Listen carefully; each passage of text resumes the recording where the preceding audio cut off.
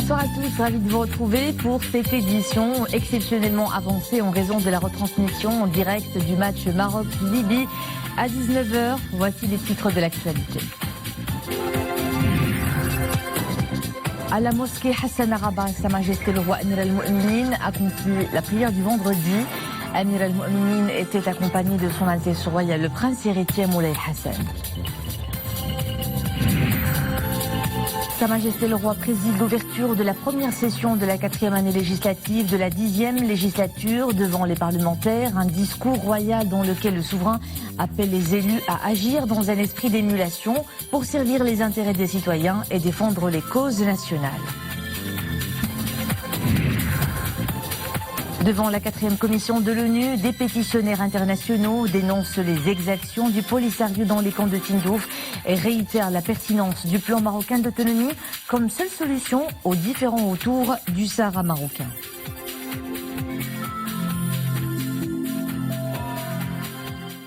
La prière du vendredi accomplie par Sa Majesté le roi Mohammed VI Amir al-Mu'minin à la mosquée Hassan Araba. Amir al-Mu'minin était accompagné de son Altesse royale le prince héritier Moulay Hassan. Dans son prêche, l'imam a souligné que l'islam accorde une grande importance aux valeurs qui constituent le socle de la société et qui renforcent sa solidarité et sa cohésion.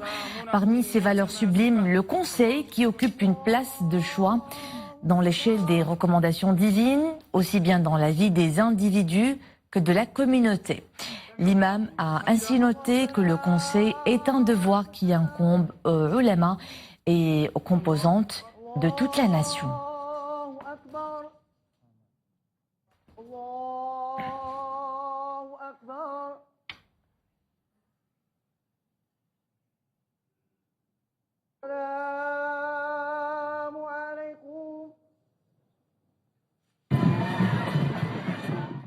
C'est un des temps forts de la rentrée politique, l'ouverture de la nouvelle session parlementaire. Cet après-midi, Sa Majesté le roi a présidé l'ouverture de la première session de la 4e année législative de la 10e législature. Une ouverture marquée par un discours royal prononcé devant les membres des deux chambres du Parlement. Un discours dans lequel le souverain a exhorté les parlementaires à être à la hauteur de la nouvelle étape qui s'amorce et d'être au service des chantiers prioritaires de réforme et du développement. La traduction intégrale du texte du discours royal, Mohamed El-Shkar.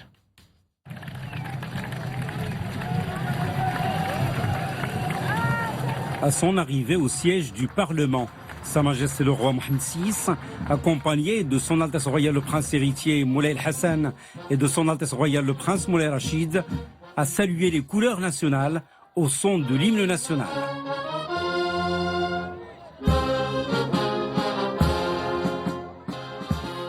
Par la suite, Sa Majesté le roi Mohammed VI a passé en revue un détachement de la garde royale qui rendait les honneurs.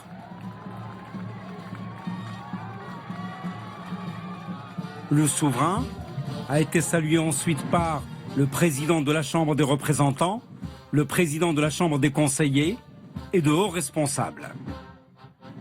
Et avant de gagner la tribune officielle du Parlement, Sa Majesté le roi Mohammed VI a tenu à saluer de ses mains du haut du balcon du Parlement la foule enthousiaste des citoyens venus exprimer leur marque de fidélité et de loyalisme à l'auguste personne du souverain et leur indéfectible attachement au glorieux trône alawite.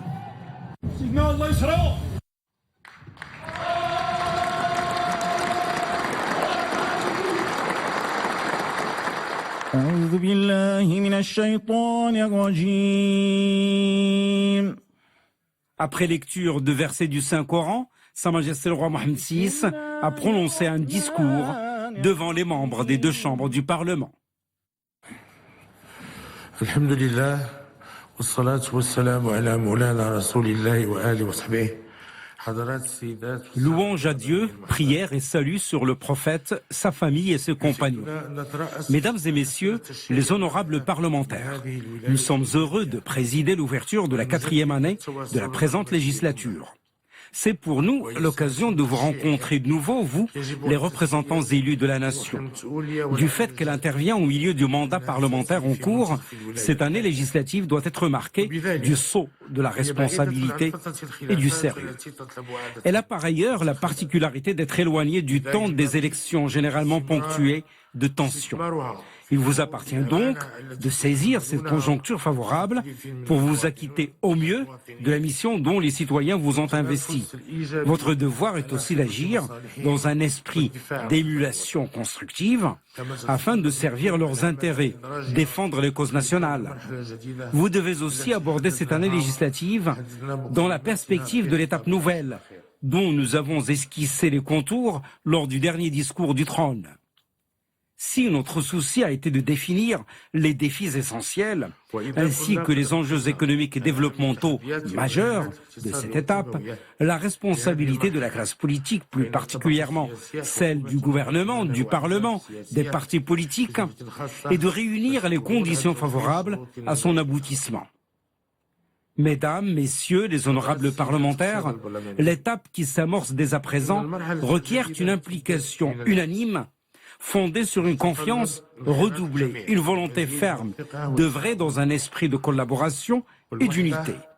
Une mobilisation vigilante. Elle doit aussi se caractériser par le souci de transcender les vaines querelles et d'enrayer toute perte de temps et d'énergie. Ces chantiers prioritaires sont l'opérationnalisation des réformes, le suivi des décisions, la réalisation des projets. Ils relèvent au premier chef des appareils exécutifs et législatifs. Ils sont également du ressort du secteur privé, en particulier sur le plan du financement. Mention doit aussi être faite du rôle clé des organisations sérieuses de la société civile. De fait, il incombe au gouvernement de mettre au point des plans rigoureux sur la base desquels les décisions et les projets de portée nationale, régionale ou locale pourront être soigneusement conçus, minutieusement réalisés et suivis sur le long terme. Par ailleurs, grâce au concours de l'administration placée sous son autorité, le gouvernement doit veiller à l'exécution efficace des décisions, en mettant en place les ressources adéquates, plus particulièrement les données statistiques, les mécanismes d'inspection et de contrôle. Il doit aussi veiller à ce que les différents intervenants œuvrent dans un esprit de transparence, de collaboration, d'harmonie. À cet égard, en matière de responsabilité, aucune dérobade n'est possible dans le cadre d'une stricte application du principe de reddition des comptes. En vertu de la Constitution, le Parlement se voit, lui, investi de larges attributions en matière de production législative, de contrôle de l'action gouvernementale, d'évaluation des politiques publiques. En tant que parlementaire, vous êtes donc responsable de la qualité des lois qui encadrent la mise en œuvre effective des projets et des décisions afin que l'action entreprise reflète bien les dynamiques à l'œuvre au sein de la société et qu'elle réponde aux attentes et aux préoccupations des citoyens. Il vous appartient également de suivre l'action du gouvernement en termes de gestion des affaires publiques, tout domaine confondu, et de veiller scrupuleusement à son adéquation avec les préoccupations réelles des citoyens. Mesdames, Messieurs les honorables parlementaires, les décisions prises, si justes soient-elles, les projets programmés, si rigoureux soient-ils, dépendent pour leur exécution de la disponibilité de financement suffisant. C'est pourquoi j'ai toujours insisté sur la nécessité d'une bonne préparation des programmes et des projets, d'une prise en charge spécifique des questions de financement, d'apurement de l'assiette foncière. En la matière, il est de notoriété publique que les efforts de l'État ne suffisent pas et que par conséquent l'implication du secteur privé dans le processus de développement est indispensable.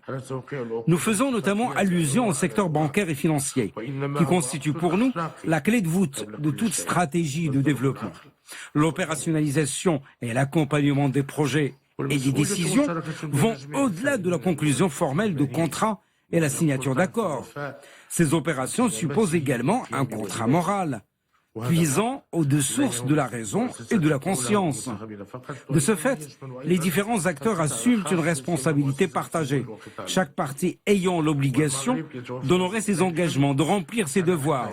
Dans ce contrat sont ainsi impliqués non seulement les institutions de l'État et les élus, mais aussi le secteur privé, plus particulièrement les organismes de financement, le secteur bancaire.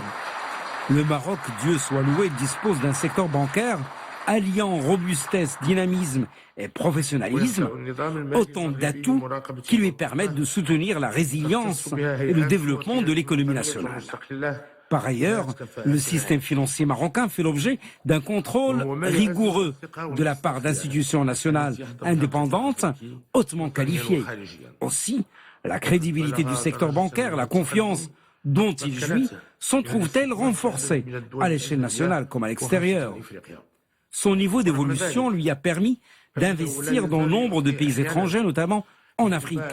Pourtant, certaines catégories de la population qui le considèrent comme un organisme ne cherchant qu'un profit immédiat et sans risque, en ont une perception négative. Cette représentation est justifiée par des faits tels que le difficile accès des jeunes entrepreneurs au crédit, le faible accompagnement des diplômés et des petites et moyennes entreprises lors de leur création.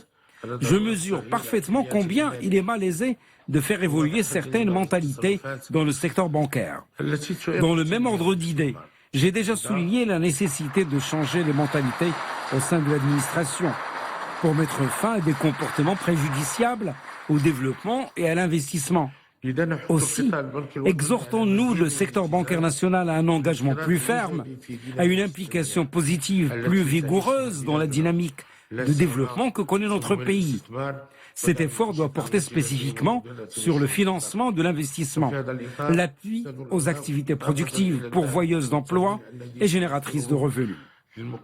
À cet égard, outre l'engagement des banques auprès des grandes entreprises en termes d'appui et de financement, nous les incitons à s'acquitter de la mission prépondérante qui leur échoit en matière de développement.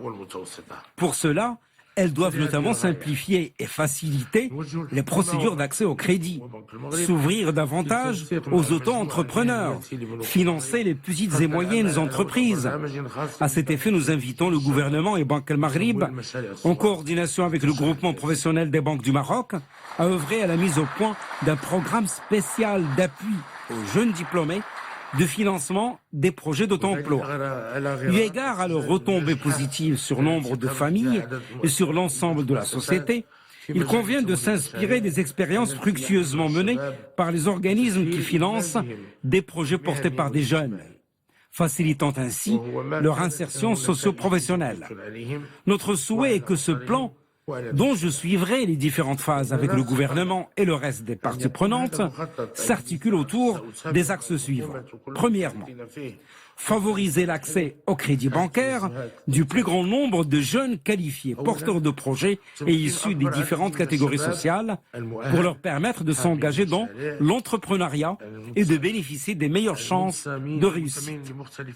Deuxième, soutenir les petites et moyennes entreprises spécialisées dans les activités d'exportation, notamment vers l'Afrique, et leur permettre de capter une partie de la valeur ajoutée générée au profit de l'économie nationale. Troisièmement, faciliter l'accès aux prestations bancaires et aux opportunités d'insertion professionnelle et économique à l'ensemble des citoyens en général et aux travailleurs du secteur informel en particulier. Nul besoin de rappeler que le dynamisme économique passe par le développement des transactions bancaires. À cet égard, je tiens à saluer les résultats obtenus au cours des 2 dernières décennies qui ont vu tripler le taux de bancarisation de la population marocaine. Dans ces conditions, en mettant à profit les technologies nouvelles et les innovations financières, il convient que les banques redoublent d'efforts pour élargir la proportion des Marocains qui recourent aux prestations bancaires et aux dispositifs de financement. Les deux parties pourront ainsi en tirer avantage dans une logique d'équilibre et d'équité qui profite in fine au processus de développement. Ce plan n'atteindra pas ses objectifs si les citoyens bénéficiaires ne s'impliquent pas de manière responsable et ne respectent pas les engagements induits par les prêts contractés. Par ailleurs, il appartient aux institutions et aux autorités de régulation et de contrôle financier, d'assurer le suivi des différentes opérations, de veiller à instaurer une relation équilibrée, fondée sur la confiance entre organismes de financement et débiteurs.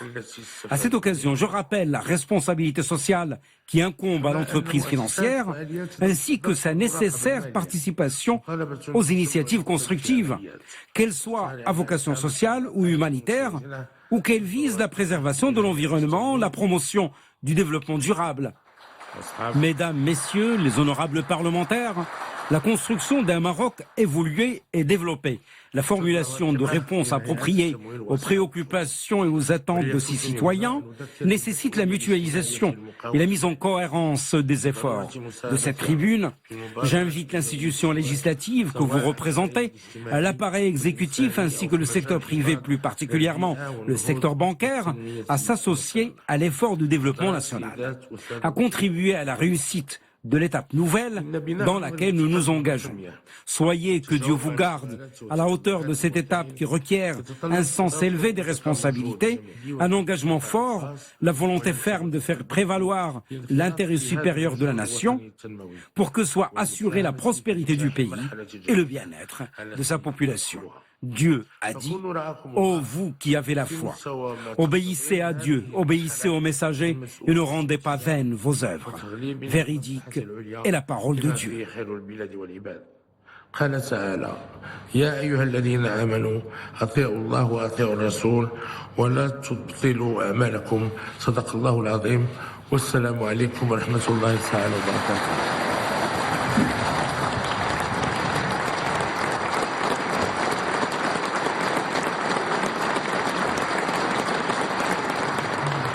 Par la suite, Sa Majesté le roi Mohammed VI, toujours accompagné de son Altesse royale le prince héritier Moulay Hassan et de son Altesse royale le prince Moulay Rachid, a reçu le président de la Chambre des représentants, Habib el-Malki, qui a présenté au souverain le bilan des travaux de la Chambre des représentants au cours des 20 dernières années, et ce relatif à la mi-législature 2016-2021, ainsi qu'à l'année législative 2018-2019. En plus de plusieurs publications de la Chambre.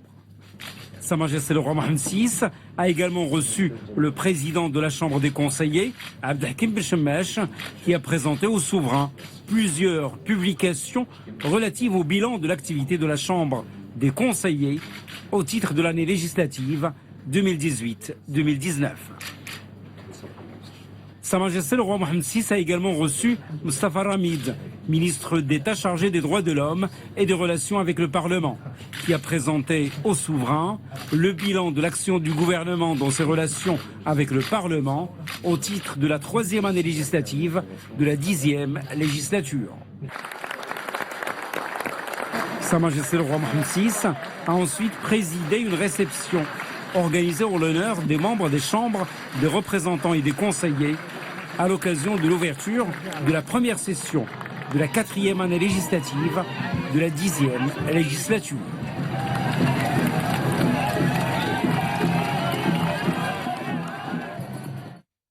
En exécution des hautes instructions de Sa Majesté le Roi, chef suprême et chef d'état-major général des Forces armées royales, les phares participent à la 12e édition du Salon du Cheval d'El Jadida du 15 au 22 ce mois à travers l'organisation d'une exposition historique sous le thème « L'intérêt porté au cheval sous la dynastie alamite chérifienne » réalisée par la direction de l'histoire militaire. Direction l'ONU, où se tient la 4e commission de l'Assemblée générale des Nations unies. Devant cette commission, des pétitionnaires internationaux ont dénoncé les exactions commises par le Polisario dans les camps de Tindouf et le sort des populations qui y sont séquestrées. Les pétitionnaires ont également affirmé leur soutien au plan marocain d'autonomie comme seule solution politique juste et durable à la question du Sahara marocain. À New York, c'est une correspondance de nos envoyés spéciaux, Rachid Diken, Fouad El-Harash, sur un commentaire de Mounia Marouche. Depuis le début des travaux de la 4e commission de l'ONU, plusieurs experts et militants internationaux dénoncent les souffrances que subissent quotidiennement les séquestrés de Tindouf.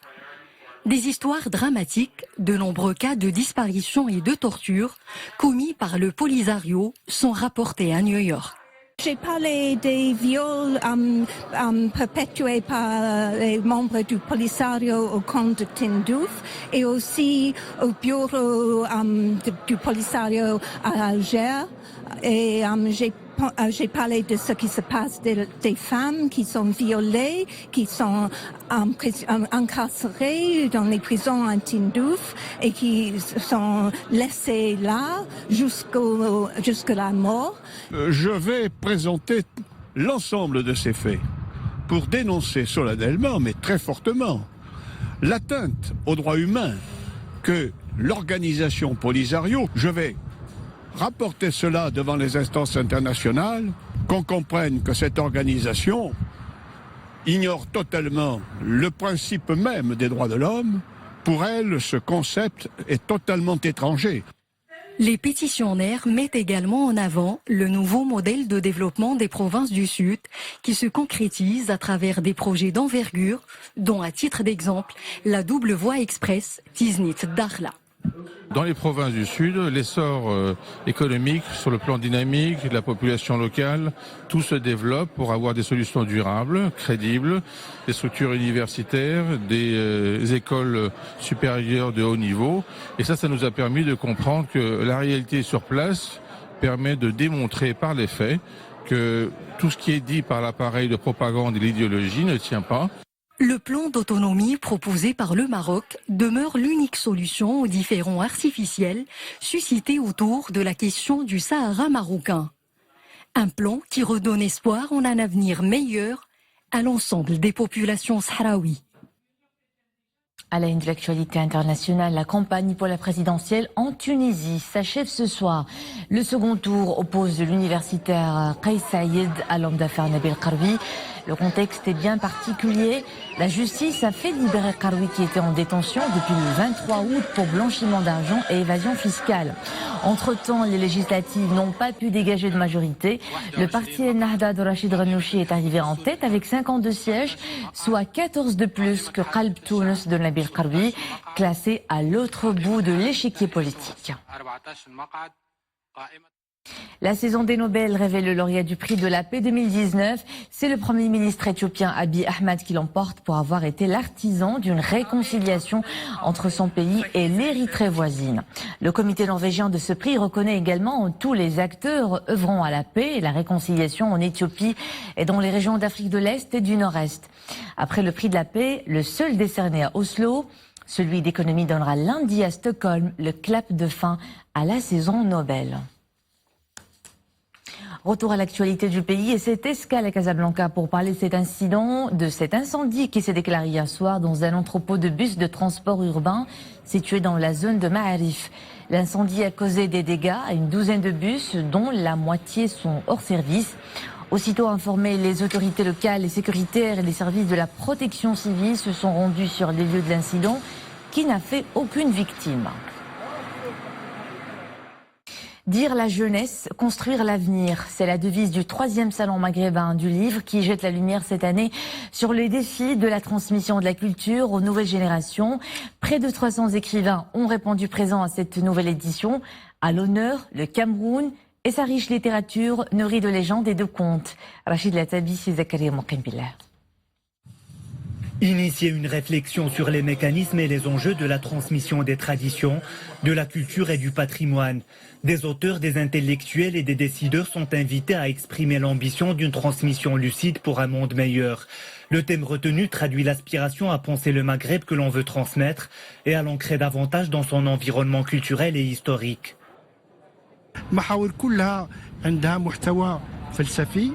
La 3e édition du Salon maghrébin du livre décline la thématique de la transmission en 4 grands axes, à portée philosophique, historique, politique et artistique. Cet événement veut ainsi favoriser le dialogue et l'interaction autour des différents contenus liés à la culture.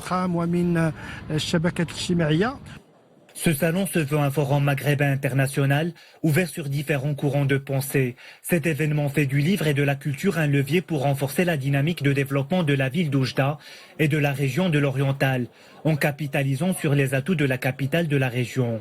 Nous sommes venus avec plusieurs genres de livres. Il y a un éditeur de livres pour enfants qui est là, qui a des bandes dessinées, des petites histoires pour les enfants. qui sont bien illustrés à des petits prix. Nous avons également des romans très intéressants. C'est une belle opportunité pour les éditeurs du Maghreb de se rencontrer et de partager sur des sujets qui les intéressent. En tant qu'acteurs culturels, nous n'avons pas beaucoup d'occasions pour nous connaître davantage. En plus de l'exposition des livres et la valorisation de l'édition et de la lecture, sont prévus un salon du livre jeunesse, une exposition des métiers du livre et un café littéraire pour les dédicaces et les rencontres avec les auteurs. Cet événement organisé par l'Agence de l'Oriental se poursuit à Oujda jusqu'au 13 de ce mois. Ça commence dans quelques minutes, le match amical Maroc-Libye, une rencontre qui se déroule au stade d'honneur d'Oujda et qui suscite beaucoup d'engouement. Elle se joue à guichet fermé. Tous les billets mis en vente sur Internet et dans les guichets ouverts à Berkane et Oujda ont été vendus. Sur ces images, un stade archi-comble. De nombreux supporters ont fait le déplacement pour suivre cette rencontre dans la capitale de l'Oriental. Les Lions de l'Atlas s'échauffent à quelques instants du début du match. Si vous n'êtes pas sur les gradins, vous pouvez suivre cette rencontre en direct sur Al Oula et Ariadia à partir de 19h.